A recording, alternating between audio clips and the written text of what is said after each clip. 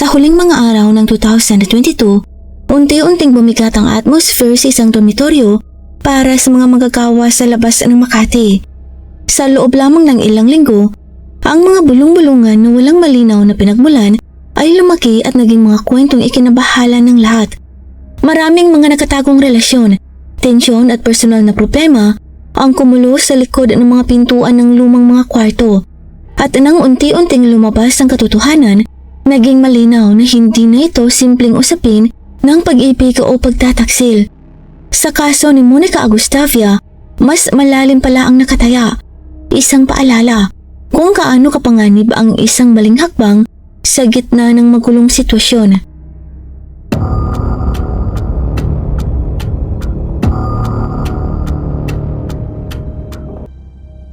Si Monica, na ipinanganak noong August 2002 sa Surabaya, East Java, ay lumaki sa isang komportableng pamilya. Ang kanyang ama ay matagumpay sa industriya ng hotel at madalas na nakabase sa Australia dahil sa trabaho.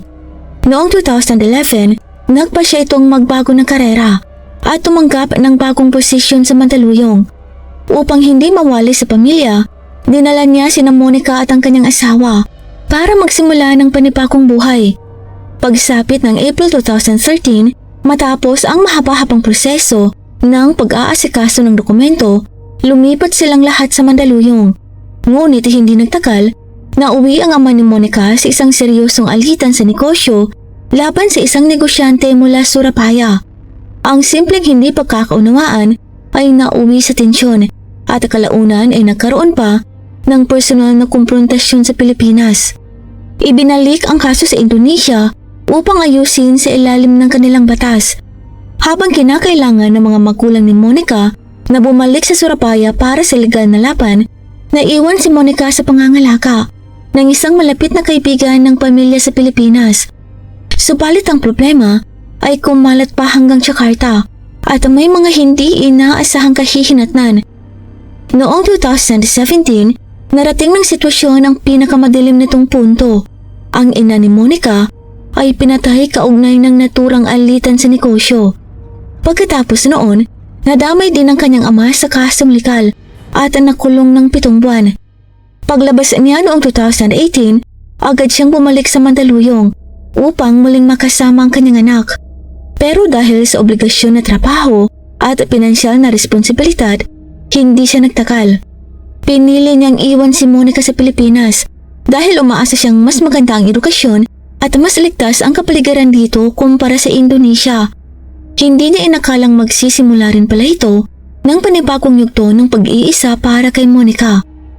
November 2018, nagpasya ang ama ni Monica na muling mag-asawa.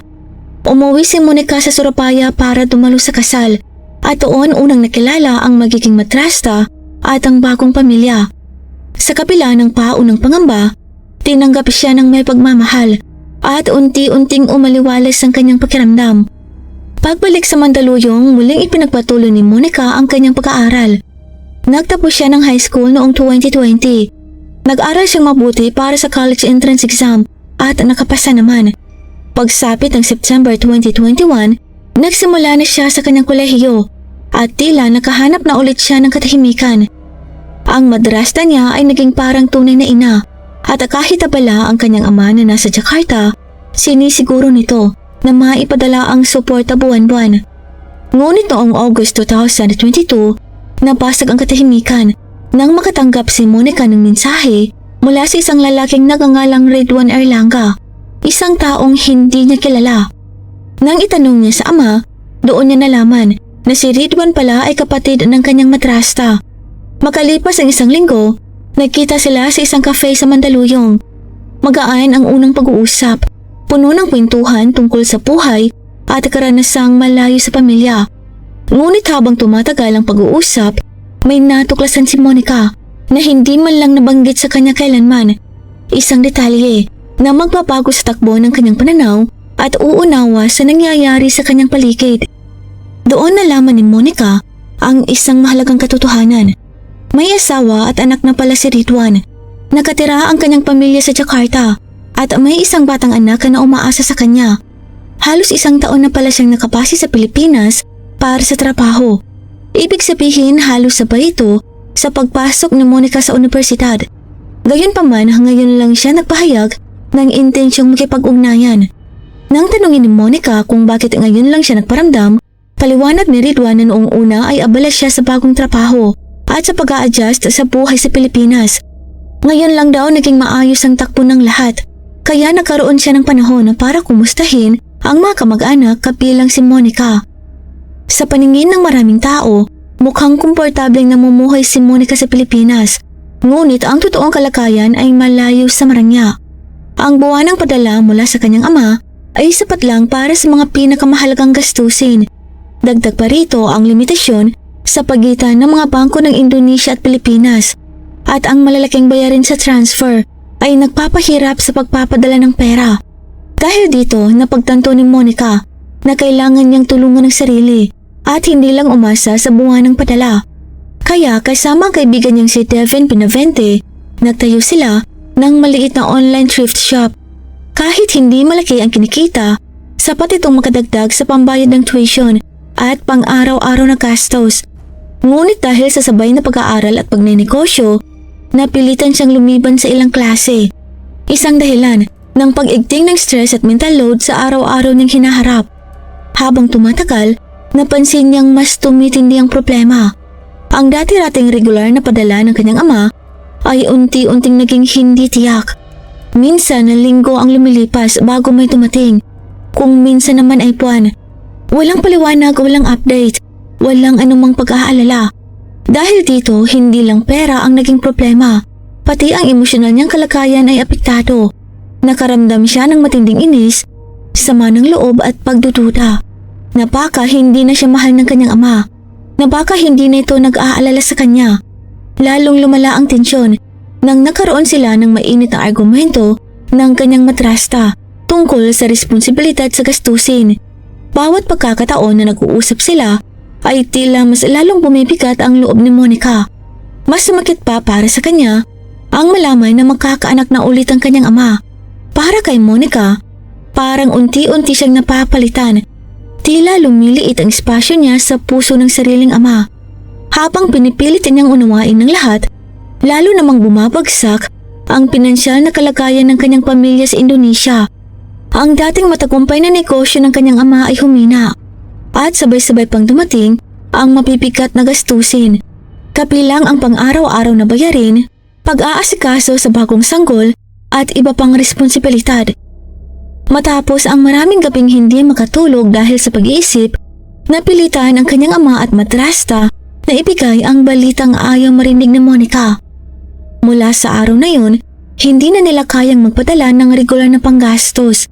Maaari pa rin silang makapagpadala pa minsan-minsan, ngunit hindi na katulad ng nakasanayan niyang buwan ng suporta. Para kay Monica, yun ay hindi lamang usapin ng pera. Parang tuluyang humina ang koneksyon niya sa pamilyang minsan niyang sandikan. Ang balitang yun ay tumama kay Monica na parang malamig na buhos ng tubig. Hindi niya inaasahan na sabay-sabay darating ang ganitong bigat. Kaya nakaramdam siya ng matinding pagkalito, pag-aalala at kawalan ng direksyon. Sa puntong yun, napilitan siyang harapin ang katotohanan na wala na siyang masasandalan na matatag na suporta mula sa pamilya. Kailangan niyang tumayo sa sarili niyang paa. Pero kahit may mabibigat na suliranin, pinipilit pa rin ni Monica na sulitin ang pagiging estudyante. Madalas silang lumabas ni Ridwan, kumakain, nanunood ng sine at nagpapalipas ng oras. Para kay Monica, si Ridwan ang taong nakikinig sa kanya sa panahong ramdam niyang nag-iisa. Hindi lang ito tumutulong sa emosyonal niyang kalagayan. Binibili rin ito ang mga produkto ng maliit nilang online shop bilang paraan ng pagsuporta. Kasabay ng kaibigan niyang si Devin, nagsimula sila ng maliit na negosyo sa paggawa ng handmade perfumes. Kahit medyo hilaw pa ang unang mga produkto, gamit ang tiyaga at pagkamalikhain nakabuo sila ng ilang loyal customers. Dahil dito, unti-unti siyang nagkaroon ng dagdag na kita at mas naging independent sa pang-araw-araw na buhay. Ngunit habang lumilipas ang panahon, nagiging mas komplikado ang ugnayan niya at ni Ridwan. Ang simpleng paglabas para magkwentuhan ay nagkaroon ng mas malalim na tono, mga kilos na hindi na akma sa normal na relasyon ng magtiyuhin. Napansin ito ni Ridwan at nagsimula na rin siyang kabahan. Pinili niyang itago ito sa asawa. Umaasang kaya niya itong ayusin bago lumala. Subalit gaya ng kasabihan, walang lihim na nananatiling lihim.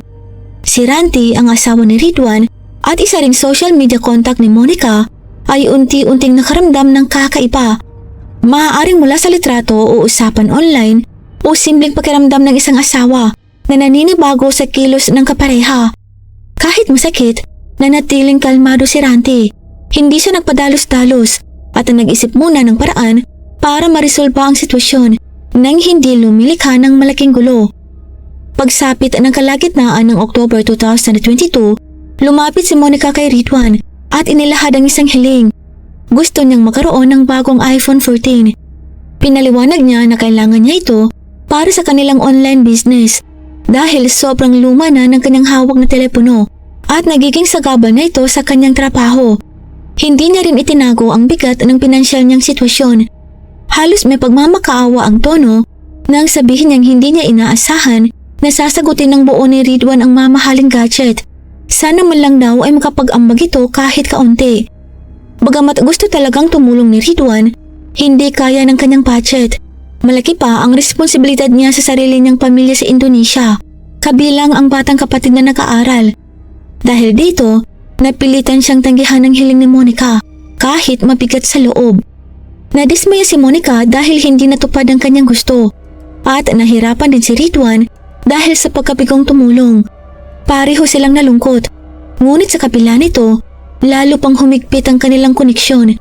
Patuloy na nag-aalala si Ridwan kay Monica kahit pilit niyang inilalayo ang sarili sa anumang hakbang na lalagpasan nararapat. Bagamat may kabutihang loob si Ranti kay Monica, hindi niya maiwasang mapansin ang kakaibang pag-aasikaso ng kanyang asawa sa dalaga.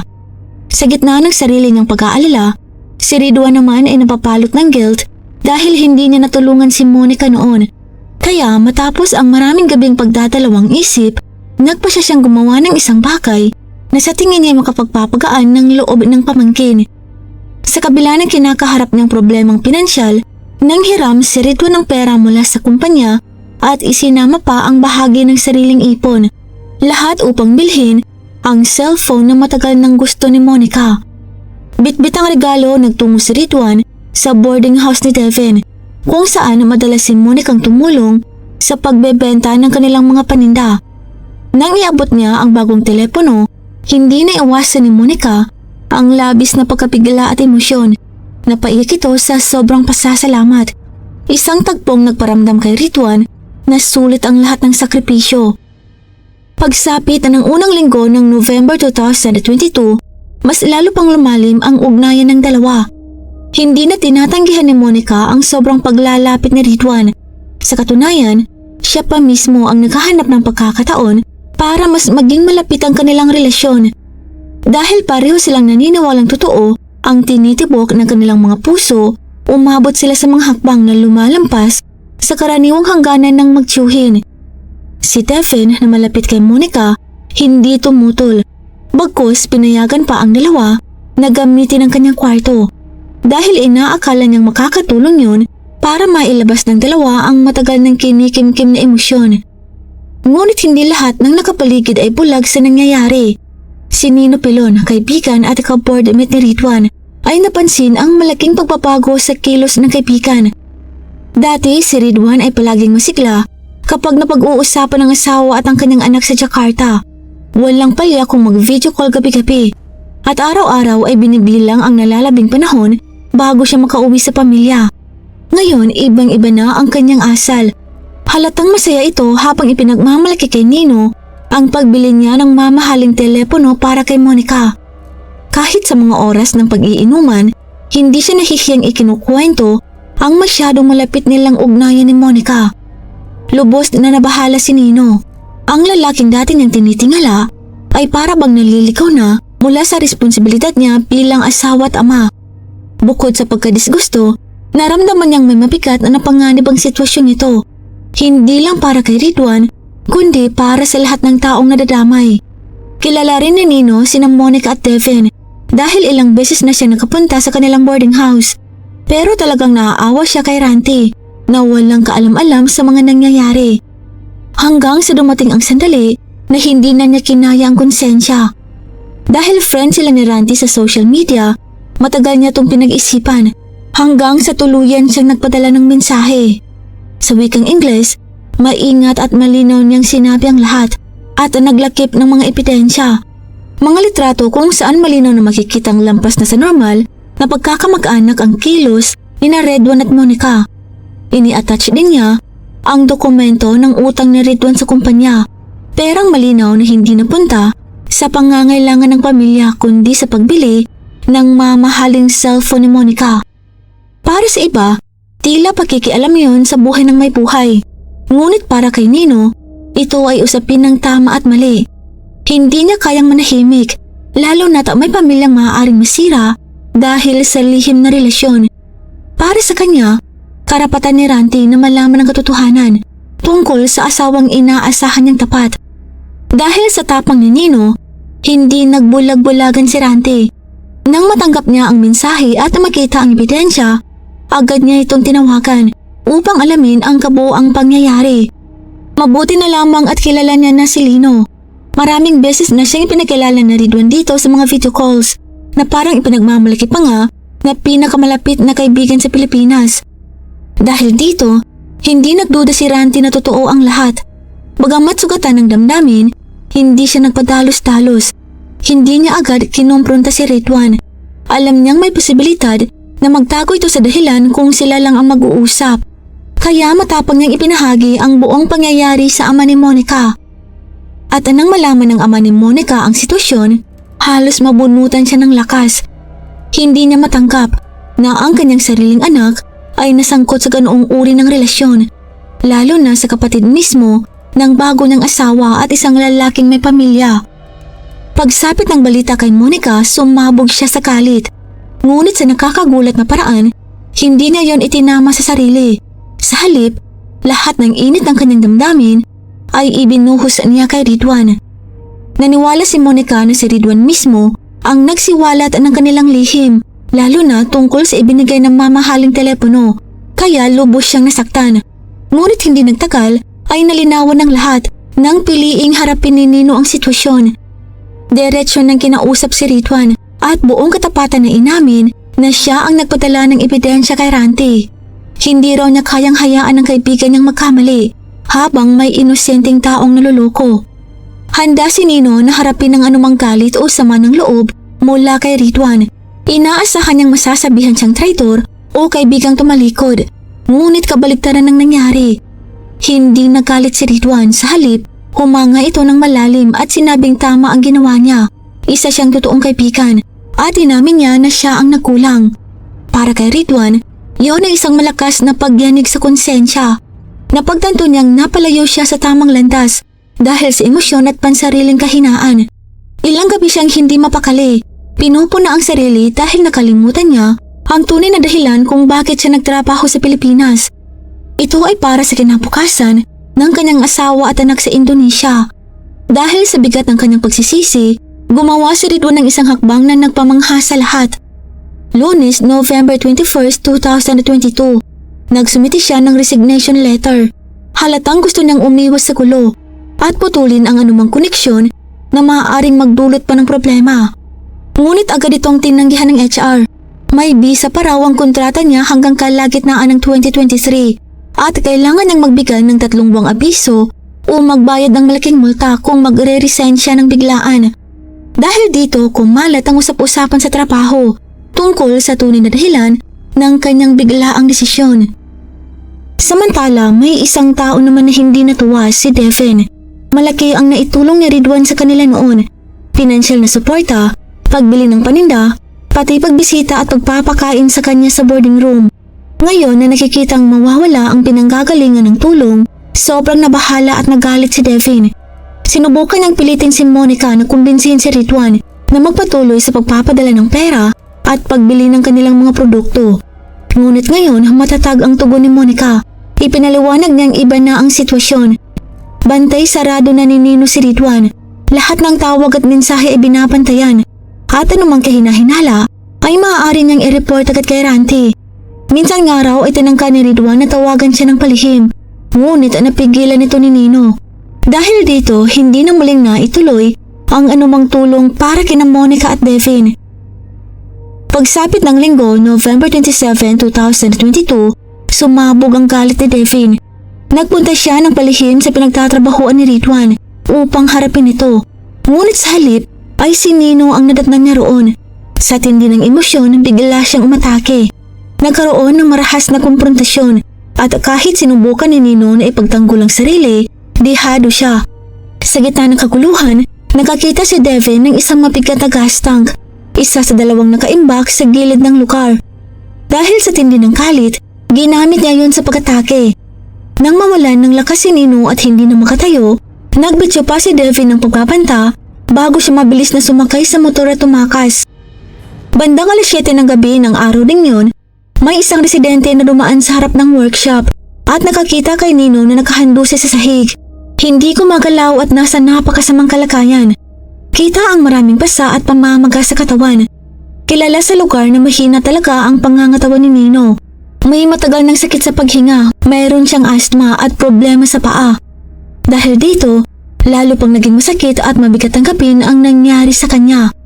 Wala siya kakayahang makipaglaban o makaiwas sa kalit at lakas na ipinakita ni Devin. At di nagtagal, pumanaw din si Nino sa kapiring yun. Habang nagaganap ang pag-atake kay Nino, si Ridwan, na marami ang naniniwalang tunay na target, ay nasa ibang lokasyon at nagtatrabaho ng malayo sa pinangyarihan. Nang ipaalam sa kanya ang nangyari, tila nanigas si Ridwan sa pagkagulat. Halos hindi niya maunawaan ang narinig. Sobrang lungkot ang bumalot sa kanya. Hindi lamang dahil sa pagkawalan ng pinakamalapit na kaibigan, kundi dahil sa matinding guilt na siya mismo kahit hindi sinasadya ay naging dahilan ng lahat.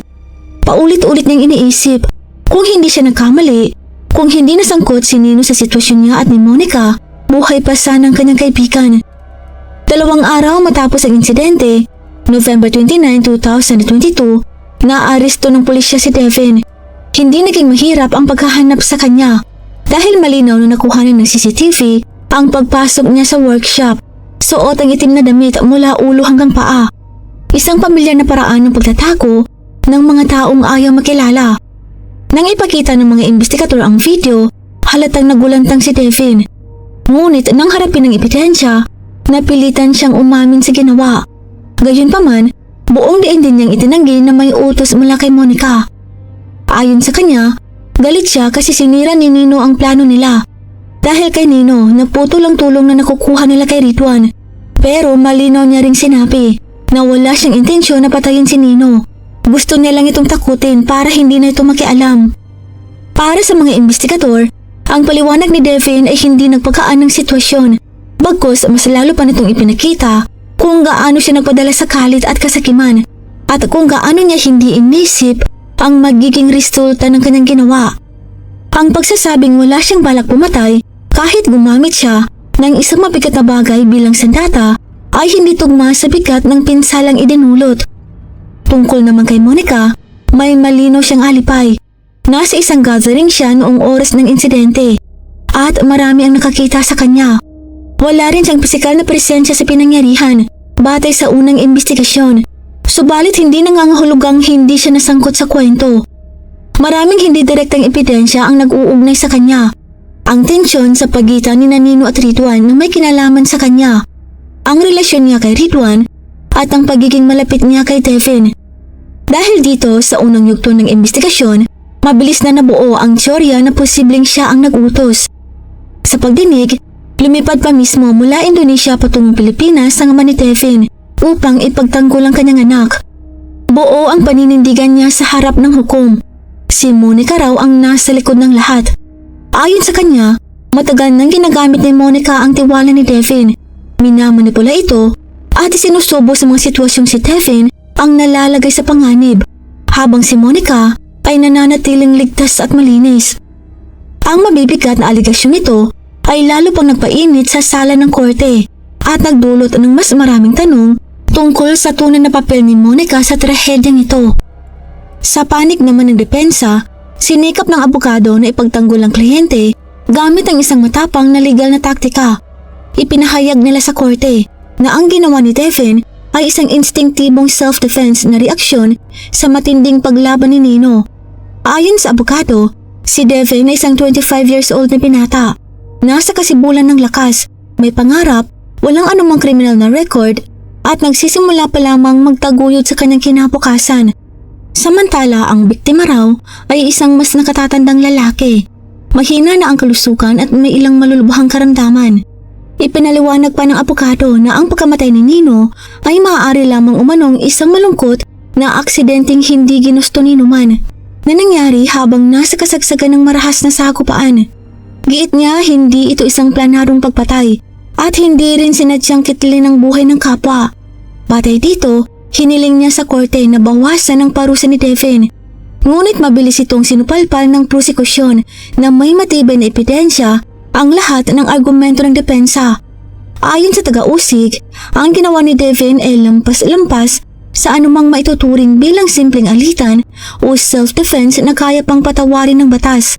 Ang paggamit niya ng isang mabigat na 24-pound na tangke ng gas bilang sandata para paulit-ulit na hatawin ang ulo ng biktima ay malinaw na patunay ng intensyong manugat na malubha o higit pa pawian ng buhay si Nino. Nagharap din ng prosekusyon ng dagdagan na ebidensya mula sa mga saksi. Ang mga taong nakatira malapit kay Devin, mga katrabaho at mga nakakakilala sa kanya ay nagpatotoo ng pare-pareho. Si Devin ay isang kabataang madaling mag-init ang ulo, mabilis sumapog at madalas nakikipag-away kahit sa maliliit na pakay. May mga nauna pa siyang naging kasangkutan sa mga rumble at karahasan na hindi lang naparusahan ng mahigpit noon. Lalong pinatibay ng mga impormasyong ito ang posisyon ng prosekusyon na ang kasong ito ay hindi basta bugso ng emosyon o aksidenteng alitan, kundi isang sinadyang pagpatay, puno ng kalit, kalupitan at may malinaw na pagplano mula simula hanggang dulo.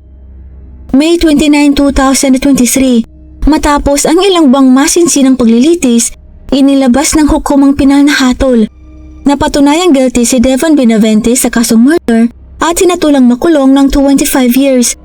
Kailangan niyang magsilbi ng minimum na 12 years bago maging karapat-dapat para mag-apply ng parole o mabigyan ng sentence reduction kung magpapakita ng mabuting pag-uukali. Samantala si Monica, matapos ang masusing investigasyon, ay pinawalang sala. Hindi nakakita ang prosekusyon at ang korte ng sapat at direktang ebidensya na nagpapatunay na nakilahok siya sa pagpaplano o pag-udyok kay Devin upang gawin ng krimen. Dahil dito siya ay pinalaya. Pagkalabas ng kulungan, paulit-ulit siyang tinawagan ng kanyang ama. Pilit siyang hinihikayat na umuwi na sa Indonesia, bumalik sa pamilya, magsimulang muli at lumayo sa lahat ng gulo sa Pilipinas. Ngunit mariing tumanggi si Monica.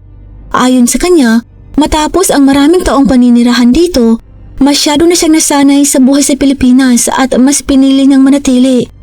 Samantala si Ridwan, pagkatapos magsara ang paglilitis, ay nagdesisyong tapusin ang kanyang kontrata sa Pilipinas at umuwi na sa Indonesia upang ayusin ang relasyon ng kanyang pamilya. Bukod sa matinding dalamhati sa pagkawala ng kaibigang si Nino, ito rin ay pagkakataon para iwan ang mga kaguluhan at problemang kinasangkutan niya dahil sa trahedyang ito.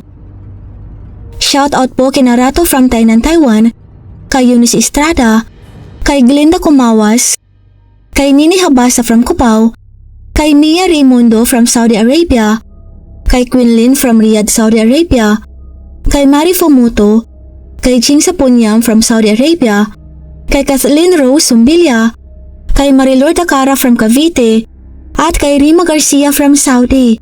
At sa inyo pong lahat na nanonood, maraming salamat po. Ito lang po para sa araw na ito. Magkita-kita po tayo sa susunod na kwento. At sa muli, mag-ingat po tayong lahat. Paalam!